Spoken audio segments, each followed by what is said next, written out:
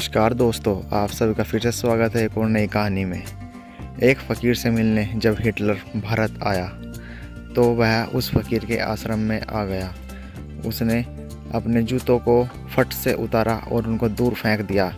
दरवाजे को बहुत ज़ोर से मारा और दरवाज़ा भी हिलने लगा। वह उस फ़कीर के पास गया। फ़कीर ने कहा कि तुमने अभी जिन लोगों को तंग किया है उनसे पहले क्षमा मांग के आओ। हिटलर चौंक गया। उसने ऐसे किन लोगों को परेशान किया था जो फ़कीर ने देख लिया। हिटलर की समझ में कुछ नहीं आया। उसने फ़कीर से पूछा कि महाराज आप ही बता दीजिए कि मैंने अभी किन लोगों को परेशान किया है और उनसे मैं भी क्षमा मांग के आता हूँ। उस महाराज ने, उस फ़कीर ने हिटलर से कहा कि तुमने अभी अपने जूतों को फट से उतार कर और पटक कर बाहर फेंक दिया है। तुमने इस दरवाजे को भी बहुत ज़ोर से धक्का मारकर पटक दिया है। यह दरवाज़ा अब तक भी हिल रहा है। तुमको पहले इन दोनों से जाकर क्षमा मांग कर आनी पड़ेगी, फिर तुम मेरे पास आना और जब भी कुछ बातचीत हो सकेगी। हिटलर उस महाराज को कहने लगा, क्या जूते और दरवाजे में भी प्राण है जो इनसे मैं माफ़ी मांगूं? क्या इनका भी कोई व्यक्तित्व है जो इनसे मैं पहले क्षमा मांगकर फिर आपसे बात करूं?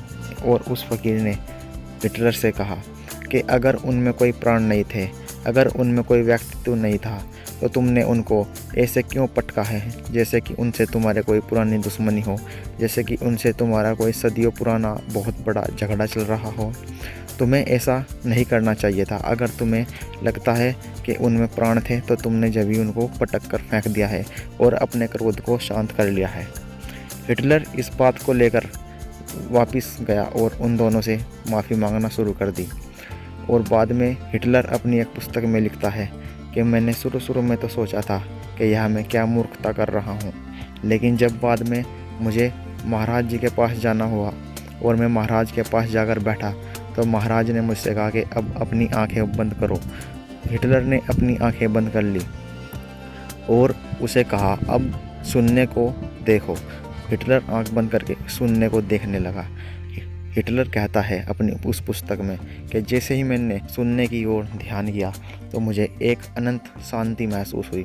मानो ऐसे लग रहा था कि जैसे मैंने सारे के सारे पाप त्याग दिए हों और सारे के सारे दुख दर्द अपने जीवन के पीछे छोड़कर आगे बढ़ रहा हूँ। एक अलग ही शांति अनुभव मुझे महसूस हुई। तो यह एक छोटी सी कहानी थी कि अगर आप किसी निर्जीव व्यक्ति या निर्जीव वस्तु को भी पटकते हैं, फेंकते हैं, तोड़ते हैं, तो आप उसके लिए भी उसके जीवन में, क्योंकि उसका भी एक निश्चित जीवन है और आप उसके उस छोटे से जीवन को बहुत बड़ा दुख दे रहे हैं, तो यह मनुष्य का स्वाभाविक लक्षण नहीं है। तो दोस्तों, आपको यह कहानी कैसी लगी मुझे कमेंट बॉक्स में ज़रूर बताइए और वीडियो को लाइक और शेयर ज़रूर कीजिए। धन्यवाद।